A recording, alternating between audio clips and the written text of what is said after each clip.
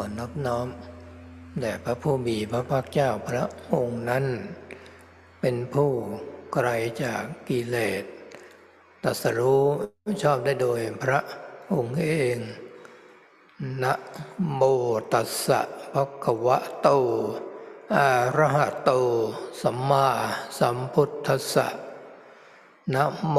ตัสสะภะคะวะโตอะระหะโตสัมมาสัมพุทธัสสะนะโมตัสสะภะคะวะโตอะระหะโตสัมมาสัมพุทธัสสะพุทธังธัมมังสังฆังนะมัสสามิอิโตปะรังสักกะจังธัมโมโสตัพโพติ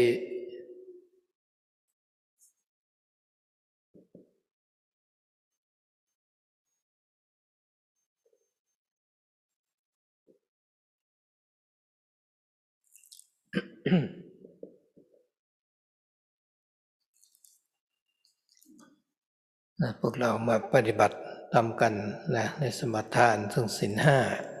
บางคนมีกำลังกลับไปศีลแปดวันนี้ก็คงเข้าเป็นวันที่สี่ของการปฏิบัติธรรมก็หวังว่าเราคงจะได้รับความสงบปิติใจในแนวทางปฏิบัติไม่มากก็น้อยเพราะความตั้งใจและศรัทธา ที่ปฏิบัตินี้สำคัญว่าพื้นฐานหรือบุญบารมีเก่าหรือวาสนาบารมีเก่าของเรานะเคยสร้างสมบลงมาแล้วชาตินี้ถึงมาสนใจมันเราก็มีคำถามอยู่เสมอว่าจากชาติที่แล้วไปเป็นเทวดาแล้วเกิดใหม่เราจะมีความสนใจปฏิบัติไหมก็เหมือนปัจจุบันนี้แหละ นั้นปัจจุบันนี้เราก็ยังมีความสนใจปฏิบัติแสดงว่าที่ผ่านมาแล้วเมื่อวานนี้หรือว่าปีที่แล้วชาติที่แล้วเราก็ต้องสนใจมาแล้วมาถึงการถึงเวลาก็เข้ามาภาวนาเพราะนั้นในอนาคตนั้นน่ะถ้าเรายังมีเหตุมีปัจจัยจะต้องเกิดอีกความดีทั้งหลายมันจะอยู่ในใจเรานี่แหละมาถึงเวลาแล้วก็จะเกิดศรัทธาเกิดความเลื่อมใสเกิดความตั้งใจมุ่งมั่นปฏิบัติที่เรียกว่ามีธรรมะมีความพอใจคำว่าฉันทะความพอใจยินดีมันจะต่างจากความพอใจยินดีในรูปในเสียงในกลิ่นในรสโผฏฐัพพะธรรมารมณ์ทั้งหลายทั้งโลกอันนั้นมันเป็นความพอใจที่ไปด้วยอุปทานและเจือไปด้วยกิเลสแต่ฉันทะพอใจในการปฏิบัติก็คือศรัทธาในมุ่งมั่นที่จะพัฒนาจิตของเรานี้ให้สูงขึ้นหรือว่าดีขึ้นในกว่าเก่าศรัทธาในการทำความดีโดยที่ศรัทธานี้เกิดขึ้นมาได้เพราะอะไรนะศรัทธานี้เกิดขึ้นมาได้เพราะมีองค์สมเด็จพระศาสดาพระสัมมาสัมพุทธเจ้าองค์แรกที่พระองค์ได้ทรงสร้างบุญบารมีตั้งใจที่จะรื้อสัตว์ขนสัตว์ออกจากวัฏสงสารอันยาวนานเพราะแต่ละภพแต่ละชาติเราเกิดขึ้นมาก็ยึดว่าเป็นตัวเราหรือของเราแต่แล้วเราก็จะทิ้งทุกสิ่งทุกอย่างไปอีกอยู่อย่างนี้เกิดมาแล้วก็ทุ่มเทพยายามแสวงหาจะเป็นความรู้จะเป็นทรัพย์ในโลกแต่เราก็ต้องจากไปอีกจากคนที่เรารักจากคนที่เรามีความสนิทชิดชอบหรือคนที่เราเคารพก็ตามพระพุทธเจ้าพระองค์ทรงเล็งเห็นความทุกข์ของหมู่สัตว์อันนี้แหละเป็นความทุกข์ที่มากมายซะเหลือเกิน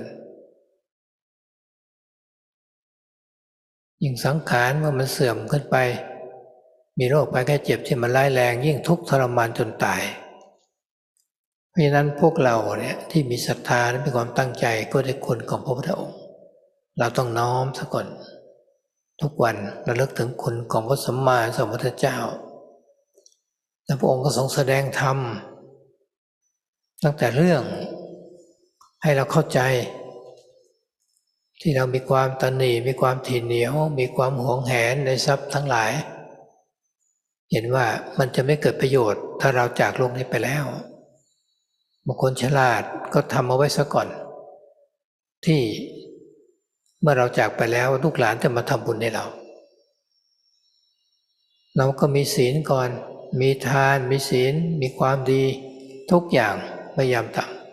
ำมันจะอยู่ที่ใจของเรายิ่งทำมากโดยการไม่เบียดเบียนตนเองไม่เบียดเบียนคนอื่น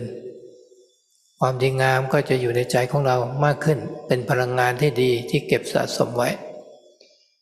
พลังงานที่ดีในใจนี่แหละเราจะไปเกิดที่ไหนเขาก็ตามไปด้วยถ้าเป็นเช่นนี้เราเห็นได้ว่าคนที่ฉลาดก็จะเปลี่ยนจากวัตถุจากทรัพย์ที่มันหยาบให้กลายเป็นสิ่งที่ละเอียดขึ้นหรือเป็นอริยทรัพย์ขึ้นมาทั้งการทำบุญทำทานก็ตามการทำความดีทุกอย่างมันจะเป็นพลังงานที่ดีที่อยู่ที่ใจยิ่งศีล5ประการนี่และศีล8ในยามที่เราปฏิบัติเข้าวัดกรรมฐานมันจะอยู่ที่ใจของเราใจจะมีกำลัง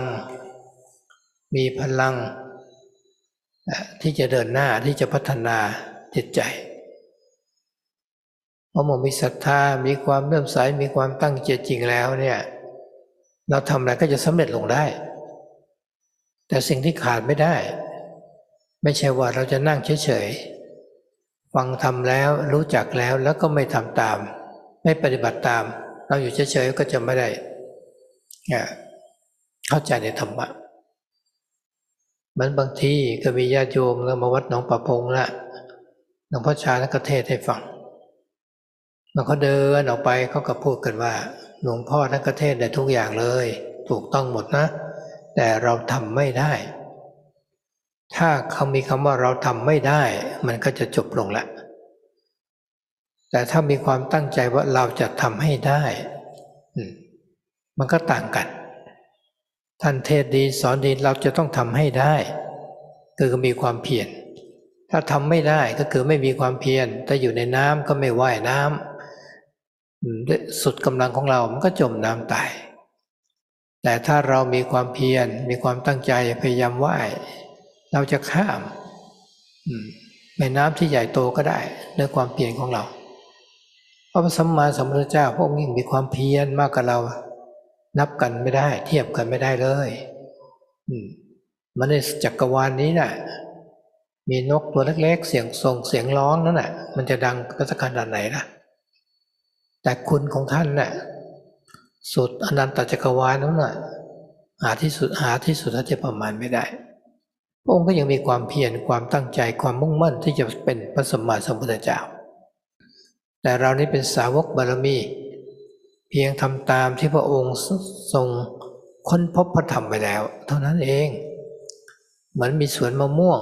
สวนเงาะสวนทุเรียนปลูกเอาไว้แล้วผลไม้ก็สุกแล้วเราเข้าไปในสวนก็ไปสอยมารับประทานไม่ใช่ยากอะไรองค์เป็นเจ้าของสวนนั่นแหละกว่าจะปลูกกว่าจะรดน้ำพรวนดินกว่าจะออกดอกออกผลใช้เวลานานมากๆทีเดียวแนวทางปฏิบัติที่จะทำใจของเราให้พ้นจากความทุกข์นั่นก็มีอยู่แล้วเพียงแต่เราเพียรพยายามเราตั้งใจมุ่งมั่นในการสร้างความดีตั้งแต่เริ่มต้นว่าการให้ทานซึ่งคนที่ไม่เคยให้ก็ทำได้ยากเหมือนกันยิ่งชาวต่างประเทศส่วนใหญ่ก็ยังไม่เข้าใจเห็นคนไทยมีศรัทธาทำบุญทำทานหรือแม้แต่คนต่างประเทศที่มีศรัทธามากก็มีศรัทธามากมายอยากจะทำบุญทำแล้วก็มีความสุขใจอิ่มใจก็คือใจเป็นเทวะหรือเทวดาแต่ในเบื้องต้นน่ะก็เป็นธรรมชาติว่าของเราก็มีความรักมีความหวงแหนแต่อย่าลืมว่าถ้าสิ่งเหล่านี้มันพัดพรากจากกันไปมันแตกสลายไปมันสูญหายไปด้วยภัยต่างๆน้ำท่วมไฟไหม้เกิดสงครามเกิดโรคระบาด แผ่นดินไหวเกิดสึนามิต่างๆทรัพย์สินที่มีอยู่มันหายไปเลยเกิดอุบัติเหตุมันก็เป็นได้หมดเลยแหละที่เราเห็นกันไหมในโลกใบนี้ก็เกิดความวุ่นวายเกิดเป็นทุกข์มีทรัพย์แล้วทรัพย์มันเกิดสูญหายไปทำหล่นหายไปเราก็จิตใจจะเศร้าหมองแหละตอนที่เรามีอยู่เราก็ปลื้มใจทรัพย์แปลว่าเครื่องปลื้มใจนั้นแต่เราไม่มีก็ไม่ได้เพราะเราต้องใช้เหมือนกันแต่เราก็ต้องรู้จักแบ่งปันไปตามสมควรเป็นการฝึกจิตของเราจนกว่าจิตของเราจะมีความรู้สึกว่าเราเห็นว่าเกิดแก่เจ็บตายเนี่ยมันจะต้องมีแน่นอนกับเราในโลกนี้เราอะไรไปไม่ได้ศรัทธามันจะมุ่งมั่นในการทำบุญทำทานนี่อยู่เสมออิ่มใจสุขใจนี่เราพัฒนาแล้วจากการให้ธรรมดาจากการไม่เคยให้มาเป็นให้มากขึ้นจากจิตใจพร้อมเสมอที่จะให้ถ้าเราทำได้โดยที่เราไม่เบียดเบียนครอบครัวของเราหรือไม่เบียดเบียนตัวเราเพราะเราต้องเก็บทรัพย์เอาไว้เลี้ยงชีวิตคราวนี้การให้เนี่ยมันก็เป็นสิ่งวัตถุภายนอก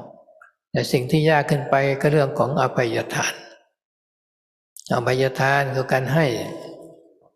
มันยากขึ้นไปตามระดับเพราะว่าตัวโทสะเมื่อมันจับจิตจับใจแล้วมันยากที่เราจะปล่อยออกมาได้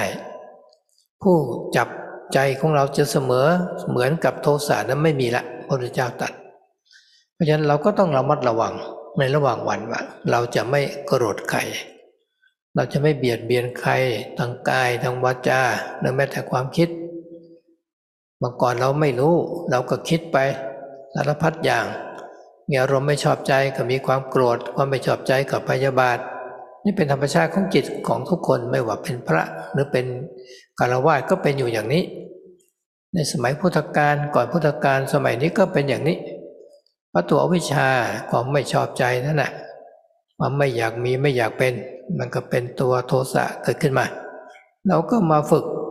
เจริญเมตตาภาวนาผู้ที่เจริญเมตตาภาวนานอนแล้วก็ย่อมจะหลับก็จะมีความสุขเป็นที่รักของมนุษย์และเทวดาทั้งหลายก็เราก็ต้องมันเจริญภาวนาอยู่อย่างนี้มีเมตตาเป็นการอุปถัมภ์รักษากรรมฐานของเราที่ทำรักษาจิตของเราเมื่อเราตั้งใจว่าวันนี้เราตื่นขึ้นมาแล้วเราจะสร้างความดีเอาไว้สร้างทานสร้างศีลให้อภัยเมื่อเราเป็นคนที่จะมักโกรธอยู่เสมอนะอย่างอาตมาก็เคยละตื่นขึ้นมาแล้วก็ตั้งใจวันนี้จะไม่โกรธใครนะถ้ามีความโกรธก็จะไม่พยาบาทใครไม่ปองร้ายใครนะพระโสดาบันบุคคลนั้นยังมีความโกรธก็ยังไม่อยู่แต่ก็น้อยมีความพยาบาทไหมไม่มีแล้วเพราะเห็นว่าพยาบาทมันเป็นการยึดมั่นถือมั่นเป็นภพเป็นชาติทำให้ใจสมองท่านละความเห็นที่มีตัวตนแล้วเห็นว่าไม่ใช่ตนก็จะมีคำถามว่าจะไปโกรธทำไมเมื่อไม่มีตัวเราหรือตัวเขาเราไปโกรธใครไปพยาบาทใครร่างกายนั้นเหรอไปทำให้เขาเจ็บเหรอให้เขาทรมานเหรอเขาก็ไม่รู้เรื่องนี่ร่างกายนั้นเขาเป็นธาตุสี่เขาก็ต้องแตกสลายกับเราก็เหมือนเขาก็เหมือนเราเอาแล้วจะไปโกรธใครโกรธจิตดวงนั้นเหรอจิตดวงนั้นก็ถูกในการบังคับบัญชาของความหลงอวิชชาไว้แล้วเนี่ยมันจะมีมากมีความมุ่งร้ายกันพยาบาทกันปองร้ายกันเราก็โกรธใครไปมาแล้วก็คือตัวความหลงของเขานั่นแหละทำให้เขามีความโกรธความอาฆาตพยาบาทแล้วก็เกิดผลมากระทบกระเทือนกับเราแล้วเราก็ไปโกรธเขาอีกพระพุทธเจ้าตรัสว่าเมื่อเราเห็นคนที่เขาโกรธเราเขามีความคิดที่ไม่ดีเรารู้สึกได้เราก็ต้องให้อภัยเพราะว่าอะไรเพราะว่าเราเห็นโทษละ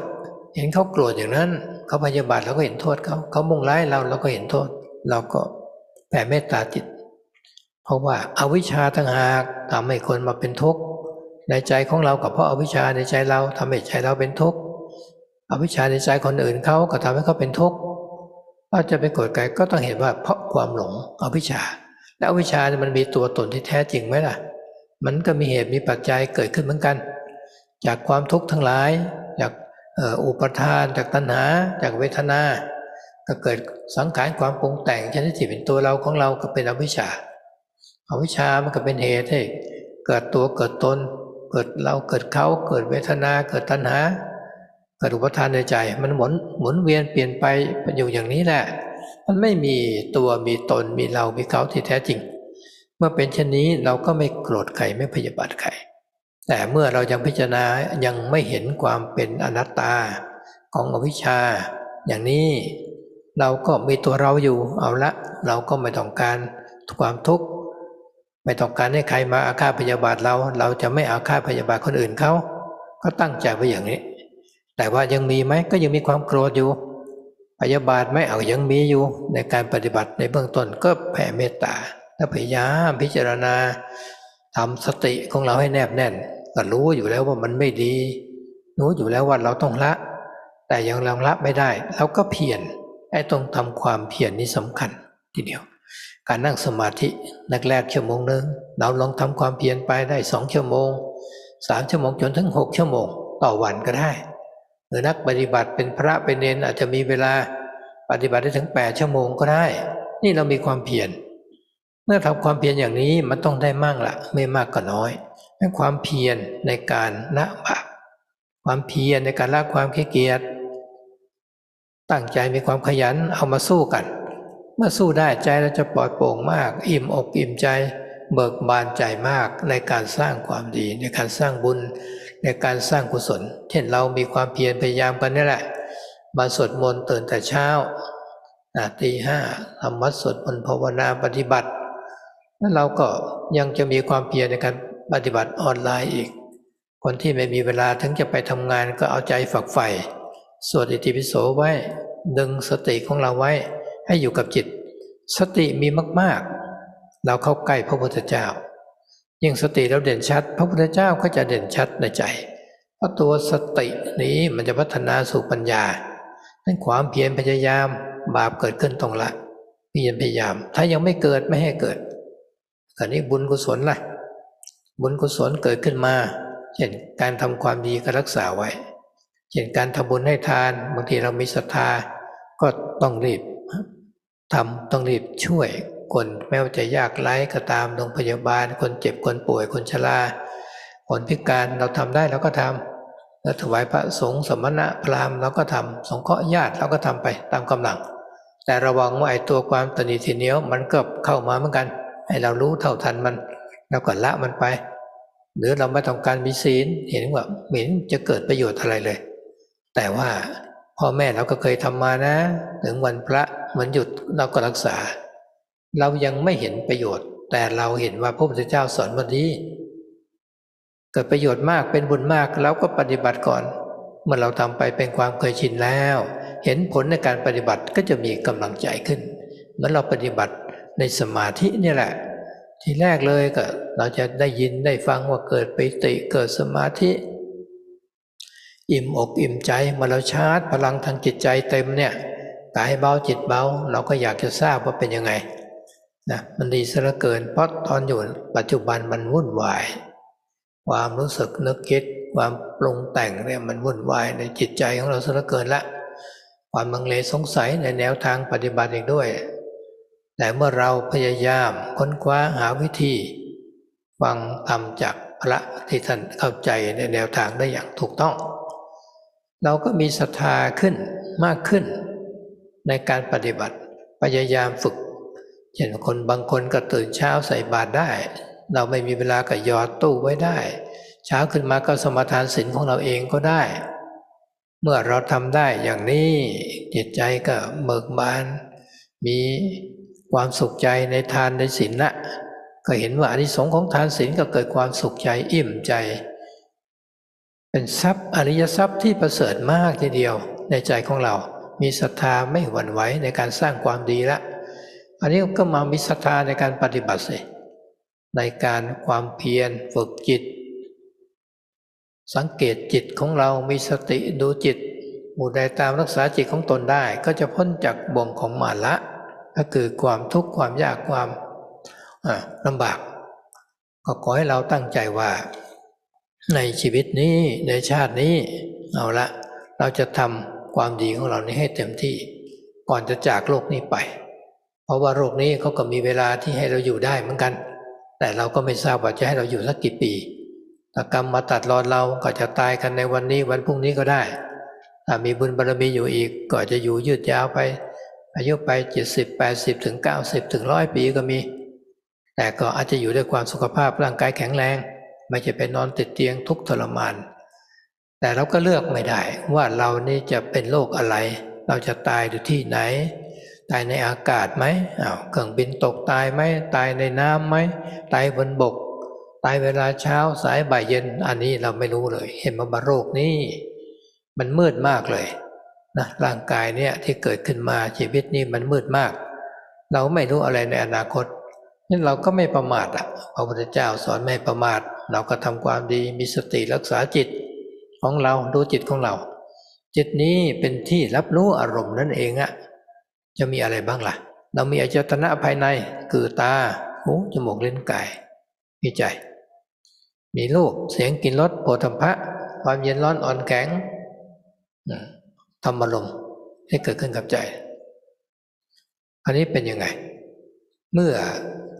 ทั้งสองเนี่ยเรียกว่าอายตนะภายในอายตนะภายนอกกระทบกันขึ้นมาแล้วเกิดความรู้สึกแล้วใจที่มีอวิชชาอยู่ก็จะยินดีชอบใจก็เกิดความหลงขึ้นมาเกิดยินร้ายขึ้นมาเห็นไหมการที่เราตั้งใจมีพรหมวิหารสี่ไว้จะรักษาใจเห็นคนนั้นได้ดีเราก็ดีใจอิ่มใจสุขใจไปด้วยเห็นคนนั้นเพียงพร้ำด้วยอวิชชาตัณหาเขาเราก็ไม่ซ้ำเติมเขาเพราะเขาเป็นดวงจิตที่ต้องการความสุขไม่ต้องการความทุกข์ต้องการความอิสระเขาไม่ต้องการอิจฉาริษยาใครมองร้ายใครเบียดเบียนใครแต่ตัวความหลงอวิชชามันควบคุมใจเขาไว้เขาไม่เป็นอิสระเราก็ไม่ถือโทษไม่ถือโกรธเขาหรอกเพราะว่ามันอยู่ในเพื่อนร่วมเกิดแก่เจ็บตายเหมือนกันในบางครั้งเราก็จะเป็นเหมือนเขาเหมือนกันเราก็เคยพลาดมาเหมือนกันมีความโกรธเหมือนกันมีความพยาบาทเหมือนกันปองร้ายเหมือนกันเราก็มีเราเพียงพร้ำแล้วเราก็ไม่อยากให้ใครมาซ้ำเติมเราอยากจะเป็นคนดีเหมือนกันเพราะฉะนั้นเราก็ต้องรักษาจิตของเราเอาไว้ด้วยเมตตาพรหมวิหารอย่างนี้จะรักษาจิตของเราได้จิตของเรายินดียินร้ายก็รู้ว่าอันนี้ไม่ใช่ทาง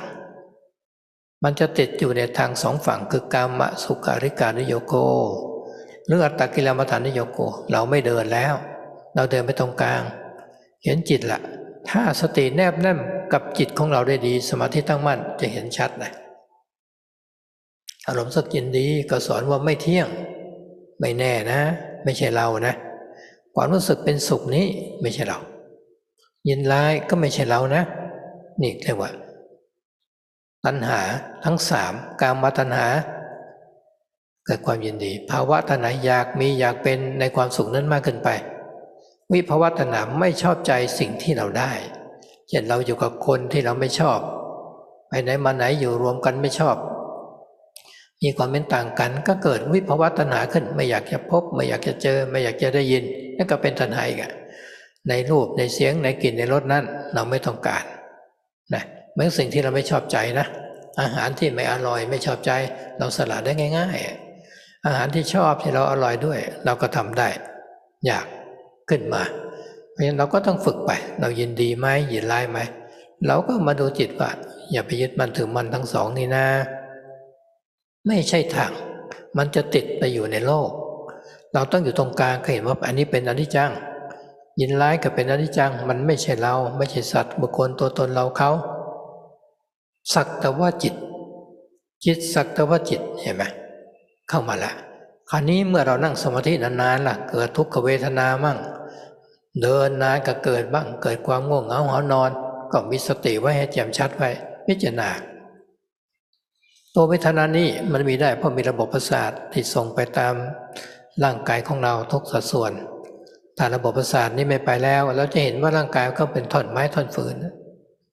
ระบบประสาทไม่สั่งงานที่แขนเป็นอัมพาตไปครึ่งซีกเราก็เห็นว่ามันไม่ใช่เราซะแล้วยกก็ไม่ได้ทำอะไรก็ไม่ดีเห็นไหมอันนี้เราก็จะมองเห็นชัดว่าไม่ใช่เราแต่ถ้ามีระบบประสาทอยู่รับรู้อยู่เราก็เข้าใจว่าเป็นเราแต่พระพุทธเจ้าบอกว่าไอ้ตัวนี้มันเป็นขันธ์เป็นกองเป็นเวทนาให้เราเอาจิตเราพิจารณาแล้วแยกจิตออกมาจากเวทนานั้นได้จะเห็นว่าเวทนาสักแต่ว่าเวทนาได้ ในบางครั้งเราก็ลองฝึกดูนั่งนานๆเดินนานๆข้ามเวทนามันได้ถึงจะเข้าใจชัดว่าเวทนาสักแต่ว่าเวทนานั่นเองคราวนี้เราก็มาดูเมื่อเรามีสติรักษาจิตของเราอย่างนี้แหละเราจะอยู่ที่ไหนล่ะจะยืนจะเดินจะนั่งจะนอนก็ตามนะเราก็มีสติแนบแน่นเด่นชัดเราก็เห็นพระพุทธเจ้าเมื่อสติแนบแน่นเข้ามาแล้วสมาธิตั้งมั่นเห็นกายสักแต่ว่ากายสิก้อนธาตุกองดินกองน้ำกองไฟกองลมเป็นสักแต่ว่ามันไม่ใช่อะไรนี่นะเป็นกายก็สมมติเป็นสัตว์ก็สมมติเป็นบุคคลก็สมมติตัวเราตัวเขามันไม่มีที่แท้จริงเป็นธาตุตามธรรมชาติรวมขึ้นมาแล้วก็แตกสลายไปอาจจะเห็นว่าการรวมเข้ามาแตกสลายลงไปก็ได้หรือมันยุบลงไปก็ได้เป็นวิธีการใดวิธีการหนึ่งอย่างไรก็ได้แต่ก็ไปจุดถึงความว่างว่ามันไม่มีตัวเรามันเป็นอนัตตาสิ่งใดที่เป็นอนิจจังไม่เที่ยงทนอยู่ไม่ได้สิ่งนั้นก็เป็นอนัตตาบังคับบัญชาไม่ได้ไม่ใช่เราไม่ใช่ของเราตรงนี้เราจะเปลี่ยนความเห็นทำลายความหลงที่มานานที่เรียกว่าสักกายทิฏฐิวิจิกิจฉาสีสัพพตปรมาทลงได้เด็ดขาดเรียกว่าเป็นพระโสดาบันผู้ที่ตกลงไปแล้วในกระแสธรรมละไม่เข้าไปถอยกลับแล้วเกิดมนุษย์นี้ไหมยังมีความพอใจอยู่ยังไม่ได้ละได้หมดบางทีเราสงสัยทำไมพระโสดาบันท่านเห็นแล้วว่าไม่ใช่ตัวตนแล้วทำไมยังมีกิเลสล่ะทำไมยังมีความโลภความโกรธอยู่ล่ะยังมีความหลงล่ะพระแม่วิสาขายังร้องไห้เลยท่านอนาถาบิณกะเศรษฐียังเสียใจมากเมื่อลูกสาวคนเล็กได้เสียชีวิตไปอันนี้ต้องเข้าใจการเห็นธรรมะเห็นเพียงเราเปลี่ยนความเห็นว่าไม่ใช่ตัวเราจริงๆนะแต่ตัวอุปทานเนี่ยมันยังละไม่หมดยังมีความยึดอยู่ยังมีความยึดอยู่ว่าเป็นตัวเราของเรานี่ยังไม่หมดแต่ว่าเห็นแล้วว่าไม่ใช่อันดับแรกนี่สำคัญอันดับแรกเห็นแล้วว่าไม่ใช่เนี่ยมันก็มีทางออกใช่ไหมถ้าเราเห็นโทษแล้วเราก็ต้องเพียรพยายามละเห็นโทษอย่างเด็ดขาดเราจะละได้เหมือนกับเราเห็นโทษยังไงมีงูอยู่ในห้องนอนของเราเห็นงูตัวนั้นแล้วมันยังงูตัวนั้นอยู่เราจะนอนได้ไหมเราจะหลับไหลนอนสบายมันทุกวันไหมมันไม่ได้แล้วเพราะว่ามันมีอันตรายงูมันยังอยู่ที่นั่นมันจะกัดเราตายได้ท่านก็เห็นแล้วการเวียนว่ายตายเกิดวัฏสงสารนั่นน่ะมันเป็นทุกข์มากเลยนะเห็นชัดๆอย่างนั้นแล้วจิตใจท่านก็ตื่นรู้ขึ้นมาระดับหนึ่งแล้วล่ะเพราะฉะนั้นท่านก็ระวังจิตของท่านมันยินดีมันจะเป็นวัฏสงสารยินร้ายมันจะเกิดแก่เจ็บตายอีกนะถึงแม้ว่าจะมี7 ชาติแต่ในชาติปัจจุบันยังเป็นทุกข์ท่านก็เพียรพยายามที่จะละเพียรพยายามที่จะบำเพ็ญจิตของท่านไม่ขาดว่าท่านเห็นละเห็นเรือนที่อาศัยอยู่เนี่ยมนุษย์โลกทั้งหลายที่มีบ้านมีเรือนมีประเทศอยู่เหมือนกับมีไฟมันไหม้อยู่เราถ้าเกิดไฟสงครามไฟไหม้บ้านไฟไหม้ตึกเรามีรู้สึกความร้อนขึ้นมาเราจะต้องหนีละหาทางออกแต่ไฟเย็นเนี่ยไฟโมหะเนี่ยมันเป็นไฟเย็นเราไม่เห็นเลยนะความแก่มันก็คืบคลานความเจ็บก็คืบคลานมาเลยนะความตายก็คืบคลานมาทุกวันแต่ผู้ที่ปฏิบัติแล้วมีจิตมีญาณเกิดขึ้นมาเห็นแล้วว่าคนอยู่ในโลกนี้เหมือนกับอยู่ในเรือนที่ไฟไหม้นะไฟแห่งความแก่เจ็บตายมันไหม้นะเขาก็ไม่รู้เลยเหรอเขาหลงนอนอยู่ได้ยังไงเกิดอยู่ต่อไปเนี่ยตายหมดนะไม่จะตายจากชาตินี้มันตายนับภพนับชาติไม่ถ้วนเราเห็นคนตายในชาตินี้ชาติเดียวเรายังไม่อยากจะตายแต่รู้ไหมว่าเราตายมามากขอให้ชาตินี้ตายไม่ได้ธรรมะตายไม่ได้การปฏิบัติตายไม่ได้การสร้างความดีตายไม่ได้บุญกุศลสักชาติหนึ่งเรามีอะไรแล้วก็มีมามากแล้วนะเราเคยมีครอบครัวมีภรรยาเป็นสามีบ้างภรรยาเป็นลูกเป็นน้องเป็นบุตรต่างๆเราก็เกิดมามากแล้วล่ะในทุกภพทุกชาติที่ผ่านมามีบางชาติเราอาจจะ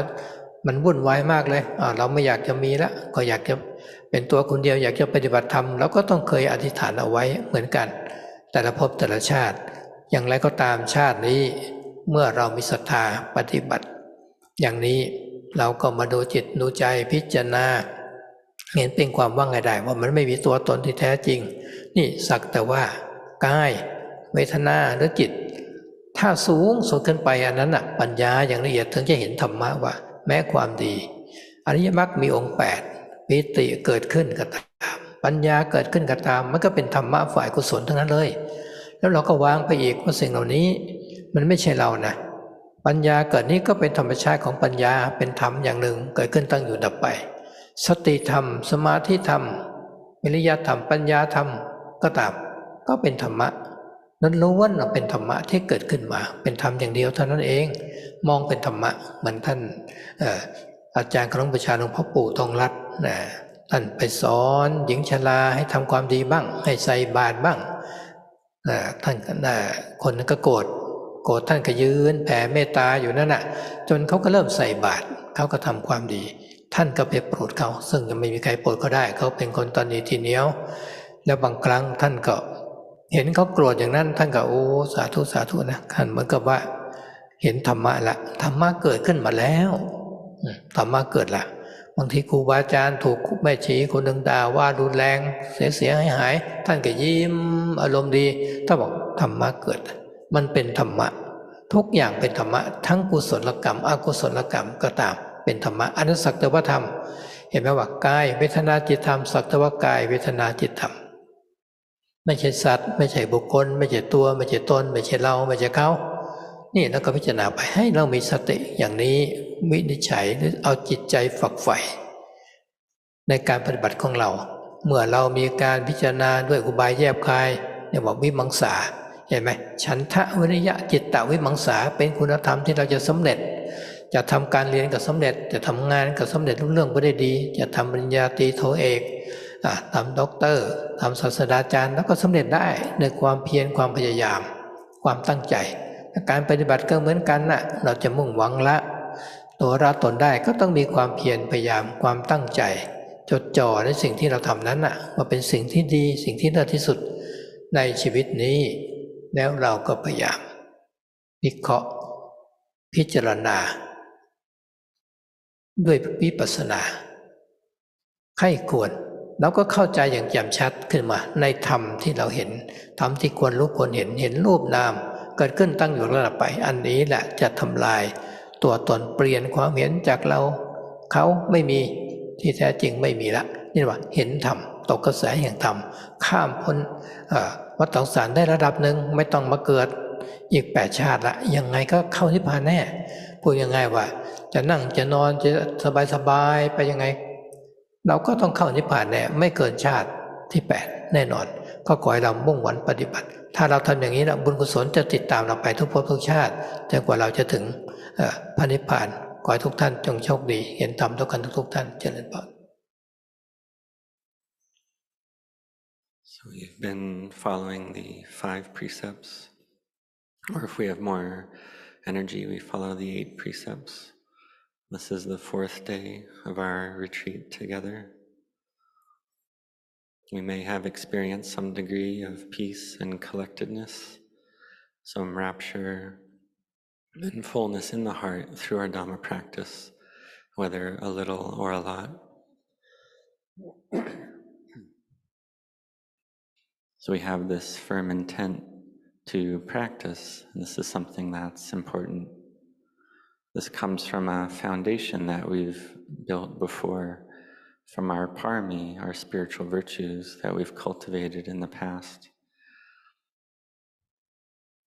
And this is the cause that in this life we have interest to practice the Dhamma. There are people who ask, well, if one is a deva in one's last life and then born again, is one interested in Dhamma practice? So one can look at the present moment. If one has interest in the Dhamma in the present moment, and one had interest before, whether it was last month or last year or one's last life, one had already had interest in the Dhamma before. And then when the time comes, we do our meditation practice. In the future, if we still have the causes in the mind to be born again, then this merit, this goodness that we do, it's all in our mind, in our heart already. we have this firmly established faith arising again, this firm intent to practice arising again. Then we strive in our Dhamma practice. We have this feeling of liking, of affinity for the Dhamma. We enjoy it. We like the Dhamma. Another type of desire or liking is that with regard to visual forms, sounds, tastes, smell, physical touch, and mental objects. This is a worldly type of liking that's associated with attachment and kilesa, defilement. But when it comes to desire and liking in Dhamma practice, this is something different. It's associated with faith and striving to develop our minds, to become better than before, to become higher. So we have this faith to engage in goodness and merit. And we ask, well, what does this faith arise from? Why does it arise? This faith arises because of the fully self-awakened Buddha who came before us, the Buddha who was the first to awaken in the world, who built his spiritual virtues, who set his heart, had the firm intent to help living beings be free of the cycle of birth and death, the cycle of birth and death, which is incredibly long. Being born into one's life, one is clinging to phenomena as me and mine, as self. But whatever it is that we cling to, in the end, we have to throw it all away, discard it. Having been born, we strive to seek out knowledge and experience, material wealth. But in the end, we must be separated from all of that. Whether it's a loved one, a close friend, someone that one respects, material things, we have to separate from all of that. So the Buddha saw that this suffering of living beings is great. It is a great amount of dukkha, because conditioned formations are of the nature to degrade and pass away. For instance, there is illness, which can be very intense and very painful, leading up to death. And so we have faith, we have this firm intent, and we incline our minds to recollect the qualities of the Buddha.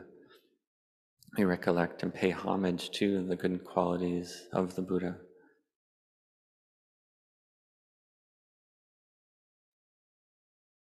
So the Buddha taught, and we strive to understand, that whatever it is that we cherish in this world, it's no use to us when we die. We have to throw it away. A smart individual will store some of this wealth away before one dies so that their family members can do merit and honor of the deceased. And we try to do generosity and virtue, to do all types of goodness we try to do, so that this becomes an inner wealth in our hearts. So do this a lot. Practice to not harm oneself or harm others, but to cultivate that which is good and wholesome, to give rise to even more merit in the mind. And this merit becomes a good energy in the mind that becomes stored as an energy in our hearts,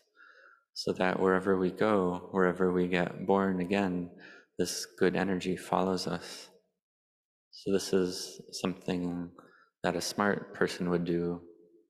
This is the way for an intelligent person to practice.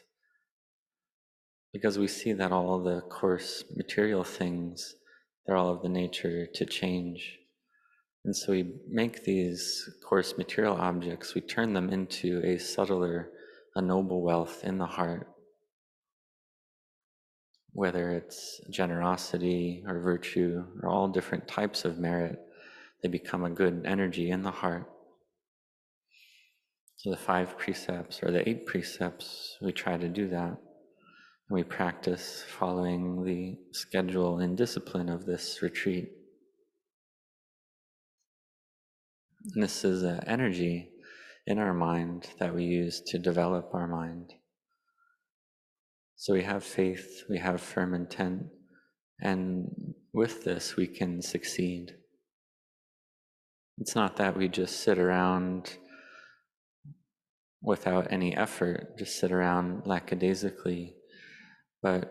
having listened to the Dhamma, then we practice to follow it. If we listen to the Dhamma and just sit around without putting in effort, then we won't gain Dhamma understanding. There was one occasion where a lay person at Wat Nong Papong, the monastery of Venerable Ajahn Chah, listened to the teachings of Ajahn Chah. And at one time, Ajahn Chah walked by this lay disciple. And this disciple said, Ajahn Chah, you've taught correctly, but I can't follow it. I can't follow what you've taught. And if this is the attitude of mind, then there's nothing left to do. That's the end of it right there. But if one's able to put the teachings into practice, this is a different story. If there are good teachings, then one must put them into practice. One must do them, have effort with it. To say that one can't do it means that one has no effort. It's like someone who goes into a body of water and they have no effort to swim and they drown in that water. But when we have effort, it means we swim. And in this way, we can cross over a large river by virtue of our effort. And we recollect the effort of the Lord Buddha, which is much greater than our effort, an effort without comparison. It's as if there, in the whole vast universe, there was a little bird chirping. And we can think, well, how loud would this be? And we compare this to the great virtues of the Buddha that we praise, this virtue which is vaster than the great vast universe, has no limit, no compare. Because the Buddha put forth effort and strove to become the fully self-awakened Buddha. But for ourselves, we have the spiritual virtues of a disciple, of a sāvaka. So we have effort to follow the Buddha, just that much. It's as if there's a fruit orchard with mangoes and mangosteen and durian and so on, and the fruits are already ripe. All we have to do is enter into that orchard and eat those fruits. It's not very difficult. But the Lord Buddha is the owner of that orchard. He had to plant the trees, to water them, to fertilize them, to let the trees grow to a sufficient age where they could bear fruit. And so he cared for this orchard with a lot of effort and time. And so this path of Dhamma practice, the path to freedom from suffering, is here already. All we have to do is put forth effort to strive to cultivate merit, to follow that path. So since the beginning, we do generosity. If we haven't practiced generosity before, then it's something difficult to do. And some foreigners may not understand this practice of generosity. They may see the Thai people giving donations and having practicing generosity, and people from other countries may not understand. But there are those foreigners with a lot of faith as well, who really have a desire for goodness and merit, which brings them happiness and fullness in their heart. And this is the heart of a deva, a heavenly being. In the beginning, it's natural that we have this love and cherishing and attachments. And when we separate from these things, this is inevitable because all these things must degrade by nature. Whether it's from various dangers like floods, fire, war, disease, earthquake, tsunami, and so on, all these various types of outer wealth must pass away. So whether through some various accidents or other means, everything in the world must pass away like this. And when we're attached, then this gives rise to agitation and trouble in our hearts, gives rise to suffering. This wealth, we have it and we feel happy, but when it goes away, then we feel sad.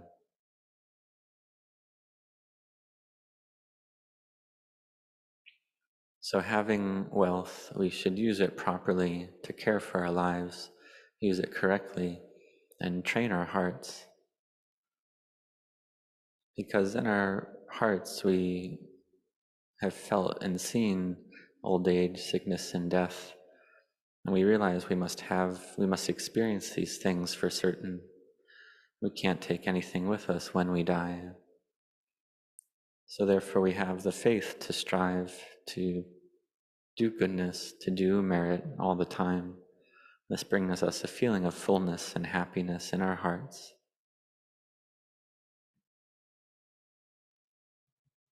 If we're accustomed to giving, then we practice to do more.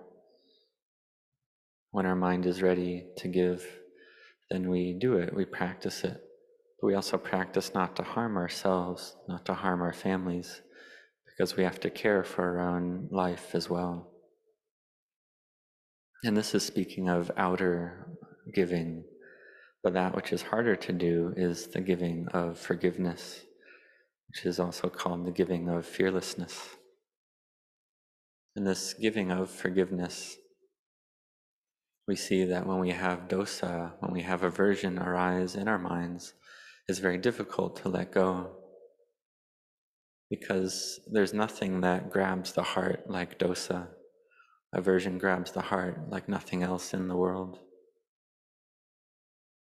So may you take care during your day not to give rise to anger, not to act out of anger through behavior of body, speech, or mind.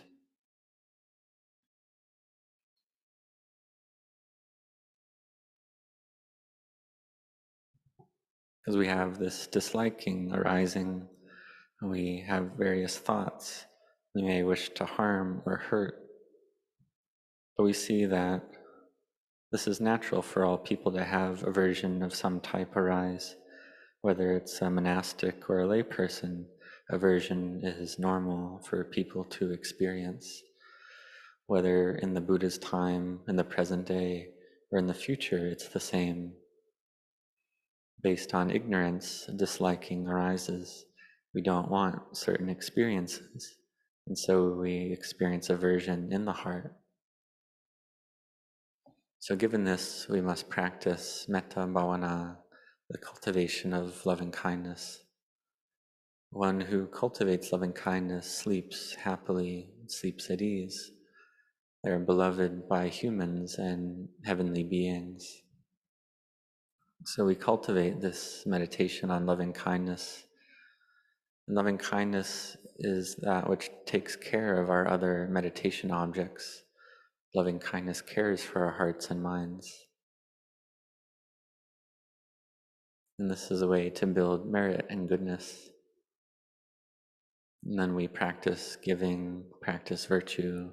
we give forgiveness. And if we're angry a lot, then we set our hearts on this. For myself, I've practiced in the past as well, setting my heart to not be angry with anyone upon waking up in the morning. And if I did get angry, I would have the intention not to give rise to thoughts of harming or hurting. Because even stream enters have anger arise. Not very much, a little bit. But stream enters don't have this wish to harm or have vengeance. Because all beings, having been born, share in suffering. And having cut off the sense of self, having seen not self, one can ask, well, why be angry if there's no self to be found? Who's there to be angry with? Who is there to hurt or enact vengeance upon? Is it their body? Is one angry at their body? We see that the physical body doesn't know what's going on. It's just a pile of earth, air, fire, and water. It has no idea about these things. It's just a pile of elements that is of the nature to degrade. And all beings are the same in this way. So you can see, well, who is there to be angry with? And one may think, well, one is angry with the mind. But really, this mind, it's controlled by the defilements. It's controlled by ignorance. So who is there to be angry with? Who is there to have vengeance towards? When we get deluded, then anger arises, and the wish to harm arises. The Buddha taught to see anger clearly, to see that when we think in these angry ways, and these feelings arise, we practice to give forgiveness. And why is that? Because we see the drawbacks in anger. Anger does arise, but we see the drawbacks in it. Therefore, we practice loving kindness.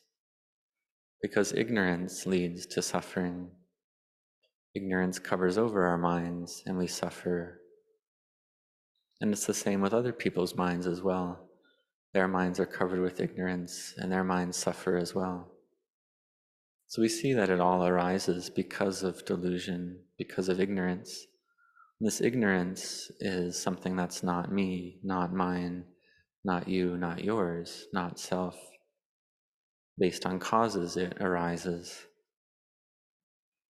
And so we see that it leads to suffering, leads to attachment, to craving,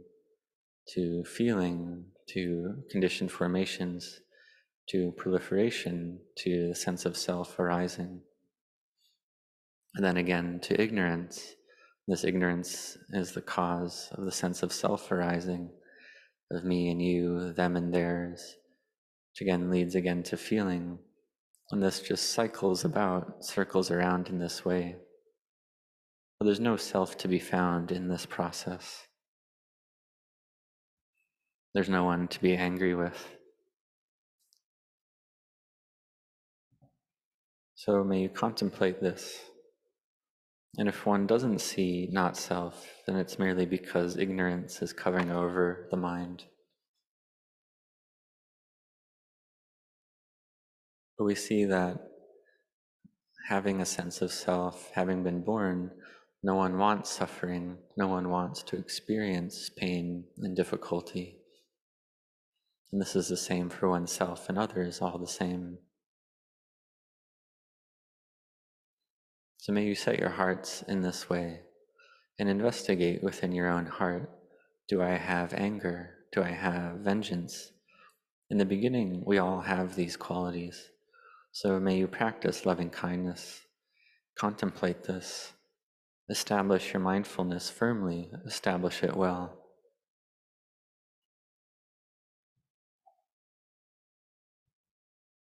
And see that it's something that's not helpful in practice to abandon it. And if you're not able to abandon it, then keep having effort, keep having perseverance, because this quality of effort is something important. And so we sit in meditation for 1 hour in the beginning. We can work up to 2 hours to 3 hours. We can work our way up to 6 hours of sitting in a day. For monastics who have more time, they can meditate up to 8 hours or more in a day. And this is due to effort. So it's by virtue of effort that we can do this. Effort to cut off that which is unwholesome. Effort to abandon laziness. So we set our hearts firmly on this, to have effort to fight. And with this effort in fighting, our mind is joyful and happy, feels refreshed and uplifted. This is due to the merit that we're building. So may you have effort. We've chanted since the early morning, since 5 a.m. So we have effort in our Dhamma practice. And if we don't have time to join in all the sessions, perhaps we have to go to work, then we chant "It to be so," the qualities of the Buddha, throughout the day, to have mindfulness well established in our minds. We practice to have a lot of mindfulness, because when we have a lot of mindfulness, we're close to the Buddha. When mindfulness is clear, the Buddha is clear in our minds. So mindfulness leads to wisdom. We have effort to abandon that which is unwholesome and to prevent that which is unwholesome from arising. We have effort to give rise to that which is wholesome, and effort to nourish and cultivate further that which is wholesome and already arisen. So we have generosity, we have faith, and with this faith, then we put the teachings into practice. If we see the opportunity to help, we should hurry up and help, helping the poor, the disadvantaged, helping the sick, the disabled, and so on. If we can do it, then we should hurry up and do it to help society, to give donations to monastics and ascetics according to our energy and ability, and to be careful as well to know that virtue is something of great value. And in the beginning, we may not see the value in virtue. We may not see it as something worth doing, but perhaps our mother and father have practiced it already, for instance, on the lunar observance days. And so we practice following their example. We do it because our parents have done it, but we still don't see the value in it. But then we hear that the Buddha taught that virtue is of incredible value. And so we do it out of faith like this. So we keep practicing virtue, we get used to it. And then at this point, we can actually see the fruit and benefit of virtue for ourselves. And in this way, we become more motivated, have more energy to practice sila. And in terms of meditation, in terms of samadhi, we may have heard that samadhi can give rise to rapture, a great feeling of fullness and happiness in the heart. It can give rise to energy in the mind, lightness in body and mind. And having heard this, we want to know what it's like. Because in the present, we just feel agitated and troubled, just full of thinking and distractions, proliferations, and a lot of chaos in the mind. We may have doubts about Dhamma practice, doubts about the path of practice. And so we listen to the teachings of the monks, and we understand that this is the correct way to practice.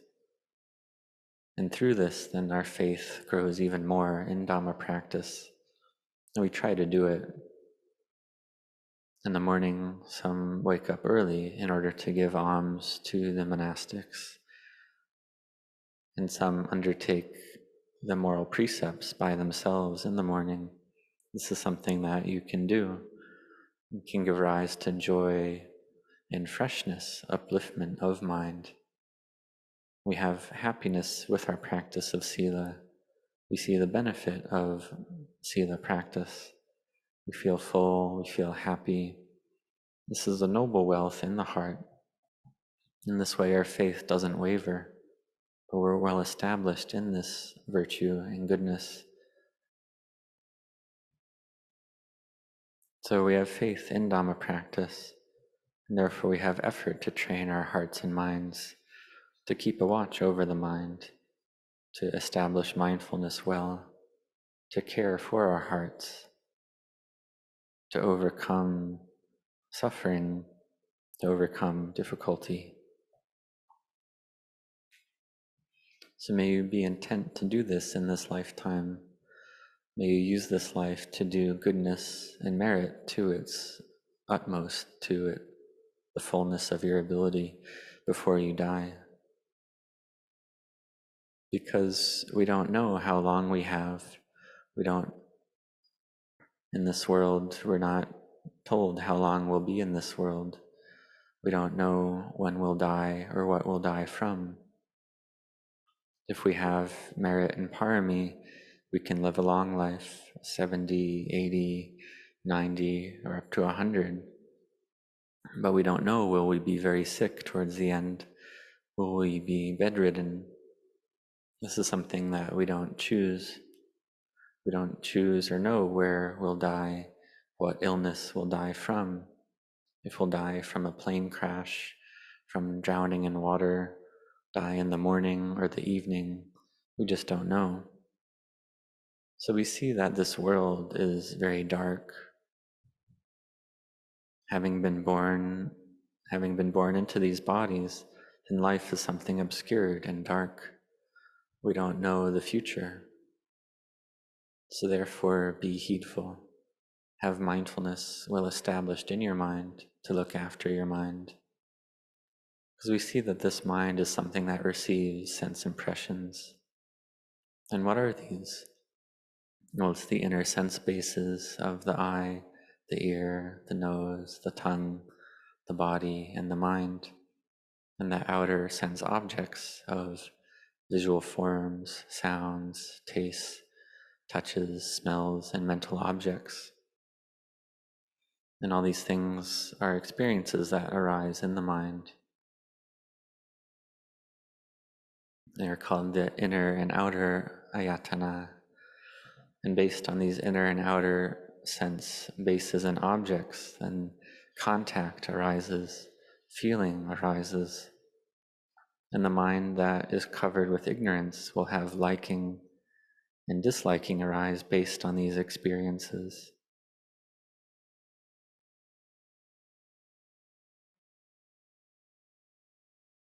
And so we cultivate the 4 Brahma Viharas: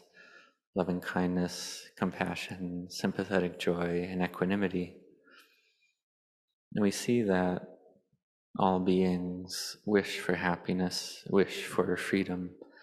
All beings want to be free and happy. And so therefore we practice not to harm or hurt any living being, because all beings share the experience of a mind covered with ignorance. This is the mind that's not free. So therefore we shouldn't be angry with them, because all beings, we're all friends in old age, friends in sickness, and friends in death. We're all the same in this way. So we may have anger, may have the wish to harm, but we see that we're all the same. We all want happiness and goodness. So therefore, care for your mind with loving kindness, the divine abiding of loving kindness. Because the mind that goes into liking, goes into disliking, this is not the path. This is not the way. This is the mind that's stuck in the world, stuck in experience, stuck in the path of indulgence or self-torture. So don't walk either of these extreme paths.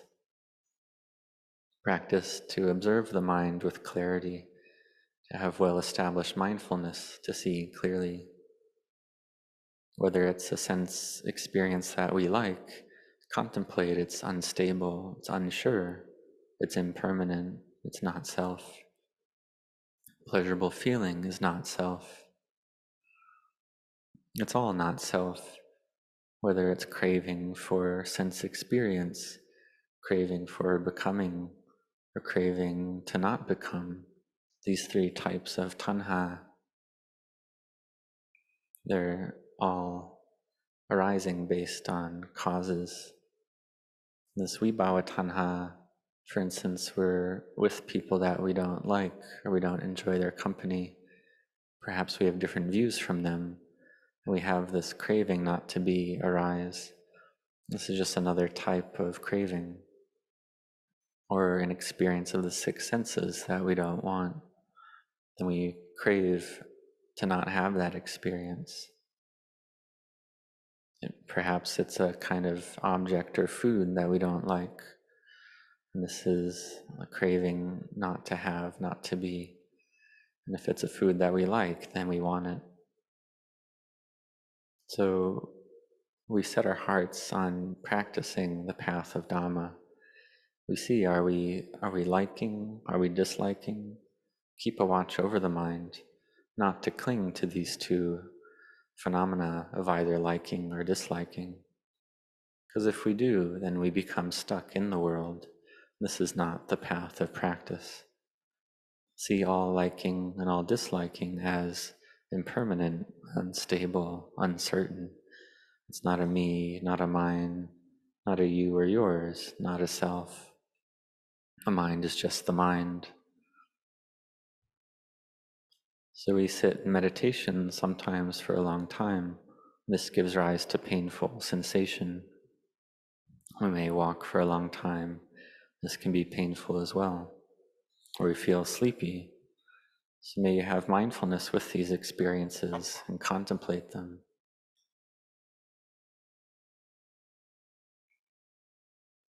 We contemplate that these sense experiences in the body, these painful sensations, arise because of our nervous system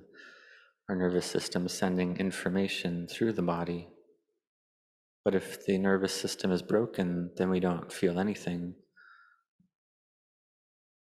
The life or the body is like a lifeless log, a senseless log. We try to lift our arm and we can't lift it if the nerves don't work. So we see that it's not self. We can't do anything if the nervous system isn't operating. So we see clearly that it's anatta, not a me, not a mine, not a you or yours. But when our nervous system is working, then we think it's mine, we think it's a self. But really we see it's just a pile of elements, a pile of sensation, a pile of feeling. So we contemplate this to separate the mind from feeling, from sensation. We see that sensations are just sensations. So sometimes we should try to sit for a long time or walk for a long time to practice overcoming these feelings in the body. See that feeling is just feeling. So we see this and we practice to have mindfulness, to care for our hearts. Wherever we go, whether we're sitting, standing, walking, or lying down, have mindfulness all the time. Have clear mindfulness. In this way, we can see the Buddha. May you establish mindfulness firmly and well, and have samadhi, collectedness, firmly established. And we see the body as just a body, just a pile of earth, air, fire, and water. A being is just a being. There's not anything there. We call it a body. This is according to convention. A person is just a convention. A self, a me, a you, a them, and a theirs. It's all a convention. They're really just natural elements. We separate them out and see them degrade. And they all degrade according to their nature. So whatever method, whatever technique we're using, all these techniques all go to the realization of emptiness. Because in truth, it's all not self. It's all not a me, not a mine, a you or a yours. Whatever it is that's impermanent, that's unstable and changing, that can't last, that's all not self. It's something that we can't control, something unstable, not a self. So we have this chance, having been born into these lives, to destroy ignorance and delusion, to cut off these three fetters of personality view, clinging to rites and rituals, and skeptical doubt. This is something that we're capable of cutting off. This is called the realization of Sotapanna, stream entry. It's the mind that enters the stream of Dhamma. And the mind that enters the stream of Dhamma is not capable of returning. One is born at the very lowest as a human. And having been born as a human, one may still have liking. And one may ask, well, if one is a stream enter and has seen the truth already, has seen not self clearly, Why did they still have kilesa? Why did they still have greed, hatred, and delusion? We see, for instance, Lady Visakha cried out of grief, and Anathapindika was very sad when his daughter died. So we see that this initial seeing of the Dhamma changes one's views to right view, but there's still attachment, there's still clinging. One is still having a sense of, they're still clinging to self, but one has seen the truth already. So this first stage is a very important stage to reach, the seeing clearly of anatta, because one sees clearly the way out of suffering and subsequently has effort to cut off that suffering. One sees the drawbacks in samsara. It's as if there's a snake in our bedroom. We can ask, well, if there was a deadly snake in our bedroom, would we be able to sleep? Would we be able to sleep and feel relaxed and at ease? And there's that snake in the bedroom every single day. Well, we wouldn't, because there's a danger there. The snake would be able to kill us at any moment. So they see like this, that the cycle of birth and death, samsara, is a great amount of suffering. We see this clearly. The mind is awake to this truth and is therefore careful. Whether there's liking or disliking arising, we see that all beings have old age, sickness, and death coming to them, and that this suffering is inevitably coming. So therefore, one tries to cut off the causes of suffering, to train the mind, because one who is a stream enter has seen the truth already. One has seen that one's home, one's house, one's country, it's all on fire, it's all burning. Like being in a war, the house is on fire and one must flee, one must seek a way out. But these fires, we don't see them. We can say it's a cool fire, so we don't perceive it. Old age is creeping up on us, sickness is creeping up on us, death is creeping up on us every single day. One who's practiced already has this knowledge, this insight arise, sees this clearly, that in the world it's all burning, it's all on fire with old age, sickness, death, and separation.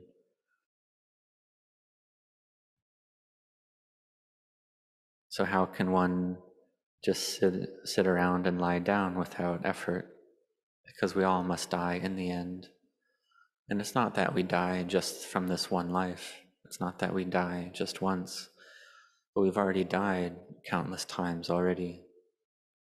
And we can even see in just this one life of ours, no one wants death, but we all must die all the same. So in this life, we should practice to die in the Dhamma, to die with merit,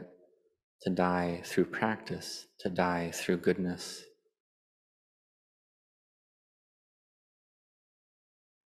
So in this life, we may have a lot. We may have a family, a spouse, children. Having been born, we gain a lot of things. So we see that whether this life or past lives, that there can be a lot of trouble and chaos. And so therefore we wish to practice the Dhamma, to practice this path. So we must make a determination that in this life, we have faith in this life. So may we see clearly the mind, see clearly the objects of mind, to contemplate it all as not self, that in truth there's no self there to be found. A being is just a being, feeling is just a feeling, the mind is just the mind, dhammas are just dhammas. Have wisdom to see this clearly. We see that merit and goodness, the Noble Eightfold Path, rapture and wisdom, these are all dhammas of a wholesome type. of a meritorious type. So we practice to put them down, to let them go, because they're all not self. Wisdom itself is just a natural phenomenon that arises, stays for a little while, and ceases. It's the same with mindfulness, samadhi, effort, and wisdom. They're all dhammas that arise and cease. So may you see them as dhammas, see them as not self.